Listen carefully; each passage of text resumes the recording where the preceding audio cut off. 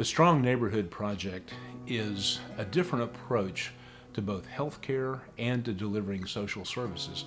We treat people based on being neighbors, on the assets, the strengths that they bring to the community. What this does is get people connected to each other so they can come out and not only get help, but offer help. So one neighbor can repair another's window, and that person can, in return, tutor a child in English or math, whatever that person's assets or skills happen to be. We focus on 3 census tracts in Pineville, a fairly small area. As my community's officers are in the neighborhoods, they're trying to find out what the heartbeat of these communities are and what problems they're having in these communities and develop strong relationships. But our resources could only reach so far.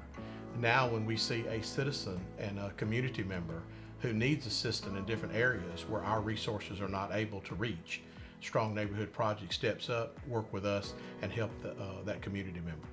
To have something like that in a community where it's actually needed, and in some communities here it's actually needed very, very bad, and they were able to come in and help us, and it's just been an overwhelming success. The Strong Neighborhood Project is built on 7 pillars, the first of which is the quality of care that people give to each other. There's a health pillar. We've engaged the Office of Public Health, hospitals, local nursing schools to help people get engaged with the health system and get the health care they need. There's a child well-being pillar, where we're working with local elementary schools and other programs like the Nurse Family Partnership, parents as teachers, to bring those kinds of services to bear where they're needed. There is a financial stability pillar. There is an environmental pillar. And most of that has been engaging lots of other volunteers to come into the neighborhood and clean things up. There is a public safety and security pillar. And then the final pillar is a quality food pillar.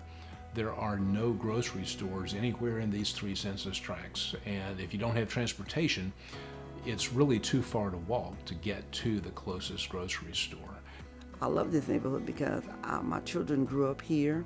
I raised 4 kids here and some grandkids, but I just love the people here because I see how these people struggle. I see the sincerity in a lot of their eyes. I see them wanting something better and not able to get it.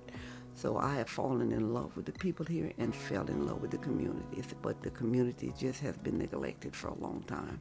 I see a lot of hope now that the Strong Neighborhood Project has come into the community. They have given a lot of people hope here. Hey! Y'all in Strong Neighborhood. Good to see you. Well, as a community resource specialist, I'm able to help families get connected to much needed resources in the area. You know, they tell you in social work, it's not about you, it's about the person you getting to help. It's been hard to keep my feelings at bay because I realize it's why I went into this type of work.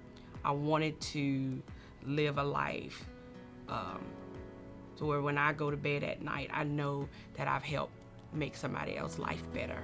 There are so many stories of families whose lives have been absolutely turned around through this project.